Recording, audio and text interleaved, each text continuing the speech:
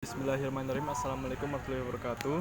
Waalaikumsalam warahmatullahi wabarakatuh. Perkenalkan, nama saya Muhammad Musyafa dari mahasiswa Unimus yang sini akan menjelaskan atau memberikan pendidikan kesehatan tentang trombositosis.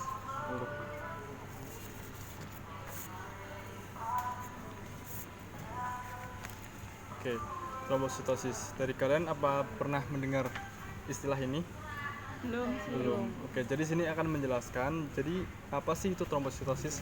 Jadi trombositosis itu adalah kondisi ketika jumlah trombosit dalam darah melebihi batas normal.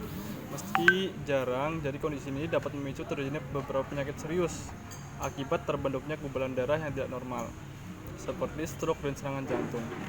Jadi jumlah trombosit tinggi dapat dijadikan adanya kelainan atau penyakit sumsum tulang yang merangsang pembentukan trombosit secara berlebih di sumsum tulang, seperti penyakit mieloproliferatif, leukemia, dan kanker darah. Oke, jadi macam-macam trombositosis itu ada dua. Jadi trombositosis primer dan trombositosis sekunder. Kalau primer tuh biasanya seorang yang mengidap kondisi medis seperti myelofibrosis, leukemia, atau myelogenus kronik yang udah parah lah, pokoknya yang primer. Kalau yang sekunder itu yang pertama kehilangan darah atau pendarahan akut parah. Yang kedua luka bakar, operasi besar yang dialami, mengidap gagal ginjal akut, pankreatitis, konsumsi obat-obatan tertentu, dan anemia hemolitik. Oke, jadi di sini saya juga akan menjelaskan tanda dan gejala trombositosis. Jadi yang pertama itu gejalanya trombositosis adalah kemerahan, rasa sakit yang membakar, serta denyutan di area tangan dan kaki. Yang kedua kehilangan fungsi penghilatan sementara. Yang ketiga pembesaran limpa. Jadi biasanya kalau orang trombositosis itu perutnya besar ya sini ya. Yang keempat tuh pendarahan yang jadi dapat berupa mimisan, gusi berdarah, timbul memar di kulit, dan kotoran yang disertai darah. Oke, jadi sini juga saya menjelaskan komplikasi trombositosis. Jadi trombositosis yang dibiarkan, jadi jangan dibiarkan ya. Kalau biasanya kalau udah memar gitu tangan tuh segera diperiksakan ke dokter biar tahu. Jadi komplikasi trombositosis adalah yang dibiarkan tanpa penanganan bisa memicu kondisi lainnya. Misal seperti komplikasi gumpalan darah yang berujung pada penyumbatan darah. Gitu-gitulah pokoknya. Terus sini juga kan menjelaskan asuhan keperawatan trombositosis. Jadi misal sudah periksa ke dokter gitu, yang pertama adalah pengkajian. Itu pada aktivitas gejala sering kelelahan, tidak kemampuan dalam aktivitas, dan kalau tandanya kalau gejala kan tadi kelelahan, tandanya adalah kelemahan otot. Terus juga sirkulasi, gejalanya adalah palpitasi. Tandanya membran mukosa pucat, definisi saraf cerebral, dan tanda pendarahan. Nutrisi juga gejalanya anoreksia, penurunan berat badan. Terus juga di sini yang poin kedua ada diagnosa keperawatan. Yang pertama definisi besi, penurunan Hb, hemoglobin. Yang kedua gangguan perfusi jaringan. Yang ketiga kurangnya volume cairan pendarahan, dan keempat gangguan pola nafas dan penurunan Hb.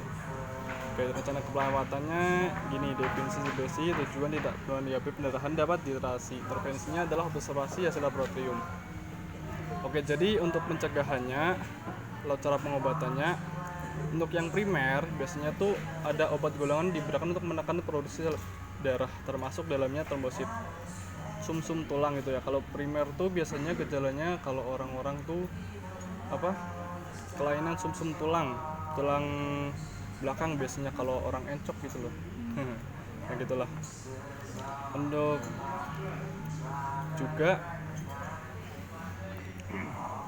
untuk yang sekunder biasanya obat tidak berhubungan dalam peningkatan resiko leukemia. Digunakan obat biasanya kalau sekunder tuh bisa diatasi oleh obat-obat seperti misal kalau darah kan sering pusing gitu loh. Ya kita minum obat pusing juga bisa, sakit kepala gitu-gitu. Oke, di sini ada tips sehatnya. Yang pertama untuk mencegah ya ini di leaflet sudah ada saya tuliskan.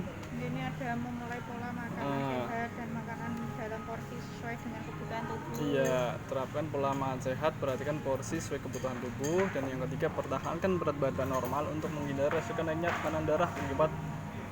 Dan yang keempat, berhenti merokok. Kalau ini juga berhenti merokok itu kan sumbernya penyakit ya. Pasti ada gitu.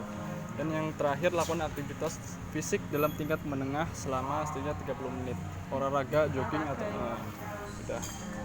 Udah sekian dari saya. Apakah ada pertanyaan? Tidak. Tidak, tidak, ya udah jelas ya. Misal kalau ada yang ingin ditanyakan bisa ada, saya sudah tulis di Lavet. Saya hubungi nomor yang tertera di Lavet. Oke, di situ juga ada email saya. Oke, sudah ya. Jika tidak ada pertanyaan, sekian dari saya. Wassalamualaikum warahmatullahi wabarakatuh. Waalaikumsalam warahmatullahi wabarakatuh.